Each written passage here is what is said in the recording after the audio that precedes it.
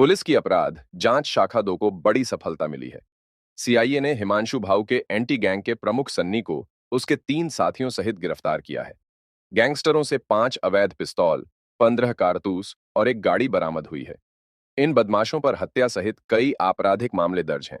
अदालत में पेश कर सन्नी को 4 दिन के रिमांड पर लिया गया है और बाकी अन्य 3 बदमाश जेल भेज दिए गए हैं। पूछताछ में सन्नी से कई वारदातों और हथियारों के बारे में खुलासा होने की संभावना है। शनिवार को डीसीपी ऑफिस बहादुरगढ़ में इस संबंध में पत्रकार वार्ता हुई।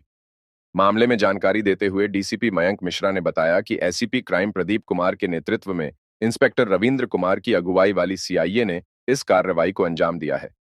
दरअसल टीम को सूचना मिली थी कि अपराधी किस्म के कुछ युवक वेस्ट जुआ ड्रेन रोड पर दुर्गा कॉलोनी के पास मौजूद हैं।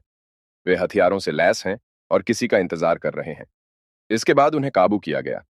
आरोपियों में रोहतक के गांव टिटौली के निवासी सन्नी और रविंद्र, नौनंद गांव के अमन तथा निजामपुर माजरा सोनीपत के निवासी दिनेश गोगा शामिल हैं। बता दें कि कुख्यात बदमाश हिमांशु भाऊ की अपने गांव में ही एक दूसरे गैंग से रंजिश चल रही है। इस गैंगवारी में कई हत्याएं हो चुकी हैं। हिमांशु के प्रतिद्वंदी गैंग की कमान अंकित और सन्नी नाम के 2 भाई संभालते हैं। अब सन्नी और उसके 3 साथियों को बहादुरगढ़ सीआईए ने काबू किया है।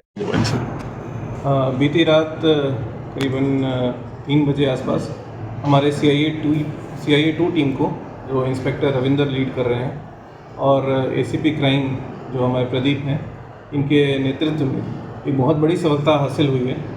इस सफलता में हमें 5 वेपन जो है वो रिकवर हुए हैं और करीबन 15 राउंड्स बरामद हुए हैं।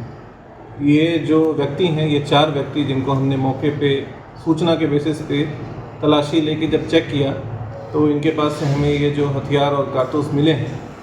ये जो चारों व्यक्ति हैं, ये एक खुद की गैंग बना रखी थी इन्होंने, और ये गैंग के जो 2 सदस्य, जो 4 व्यक्ति हमने काबू किए, उसमें से 2 सदस्य रिटोली गांव रोहतक के रहने वाले हैं। और ये जो है चारों एक बड़ी वारदात को अंजाम दे सकते थे, जो इनको समय रहते बहादुरगढ़ पुलिस ने काबू किया है, सीपी बहादुरगढ़ सीपी झज्जर श्री सतीश बालन जी के नेतृत्व में। मेन जो व्यक्ति है वो सनी नाम का व्यक्ति अभी तक की जांच में आया है और जिसका हमने रिमांड भी लिया है और हमें 4 दिन की रिमांड कोर्ट द्वारा मंजूर की गई है। ये सनी पे पहले भी आपराधिक मुकदमे दर्ज हैं और इसके ऊपर इससे पहले 7 आपराधिक मुकदमे का रिकॉर्ड हमें हासिल हुआ है। इसके साथ में एक और बड़ा व्यक्ति जो इसके साथ सारे क्राइम में साथ देता था, वो रविंदर नाम का व्यक्ति है। वो भी इसी के गांव रिटोली का है और रविंदर पे भी 9 मुकदमे दर्ज हैं, जिसमें ज़्यादातर मुकदमे जो हैं वो अटेम्प्ट टू मर्डर के दर्ज हैं। उसमें बाकी 2 व्यक्ति, एक दिनेश उर्फ गोगा है जो कि निजामपुर माजरा सोनीपत का रहने वाला है, और एक अमन है जो नौनंद जिला रोहतक का निवासी है। तो ये जो दिनेश उर्फ गोगा है, इस पर भी पहले मुकदमे दर्ज हैं, जिसमें मर्डर के भी मुकदमे शामिल हैं। तो कैसे गिरफ्त में सर, कोई वारदात को अंजाम देने के लिए जा रहे थे, कहाँ से आ रहे थे? जो बहादुरगढ़ पुलिस ने जो भी मुखबर वगैरह जो हमारे सहयोग करते हैं अपराध की गतिविधि को रोकथाम करने में, उन्होंने हमें इन्फॉर्मेशन दी कि जो गंदा नाला है रोड, वहाँ पे दुर्गा कॉलोनी के आसपास 4 व्यक्ति एक गाड़ी में, जो ब्लैक कलर की स्कोडा फेबिया गाड़ी थी, उसमें ये 4 व्यक्ति भारी मात्रा में असला और राउंड लेके जा रहे हैं। जिस सूचना पे तुरंत कार्रवाई करते हुए इंस्पेक्टर रविंदर और सब इंस्पेक्टर राजेश की टीम ने वहाँ पे नाकाबंदी वगैरह करके और प्रॉपर तलाशी लेके इनको हमने जो है वो पकड़ा है। और इसमें हमारे एसीपी क्राइम श्री प्रदीप साहब का भी काफ़ी इम्पोर्टेंट रोल रहा है, जो रात के भी टाइम में उन्होंने काफ़ी एक्टिवली इसको परस्यू किया और हमने अभी तक की इन्वेस्टिगेशन जो है काफ़ी जल्दी कंप्लीट की है। और क्योंकि हमें और पूछताछ करनी थी और एक बड़े रैकेट केस में खुलासा करना है, तो इसीलिए हमने एक व्यक्ति सनी, उसका 4 दिन का रिमांड हासिल किया कोर्ट से। बाकी का रिमांड नहीं लिया सर? बाकी के रिमांड की हमें आवश्यकता नहीं पड़ी, क्योंकि इसमें जो मुख्य आरोपी है, जो अब तक की हमारी तफ्तीश में व्यक्ति आया है, वो सनी ही आया है। और हमने अलग अलग भी पूछताछ की है और सनी से हमें और भी काफ़ी जानकारी की आशंका है और हम ये उम्मीद कर रहे हैं कि हो सकता है कि कुछ और भी वेपन जो है वो सनी हमें रिकवर कराए during the remand period. Gangster अब तक के बाद में ये आया है कि वो उसी के गाँव से संबंध रखते हैं। तो जो ये हिमांशु भाऊ है, उसके साथ इनकी राइवलरी रही है, क्योंकि हिमांशु भाऊ ने इनके एक रिश्तेदार को, जो दिनेश उर्फ गोगा है, उसके रिश्तेदार को भी मरवाया है।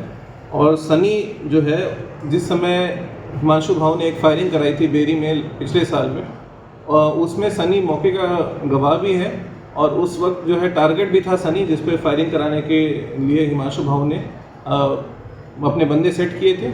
और उसके बाद इसको सनी को लगा नहीं, तो उसी की रंजिश रखने के लिए ये जो है वो भाव से दुश्मनी रखता है।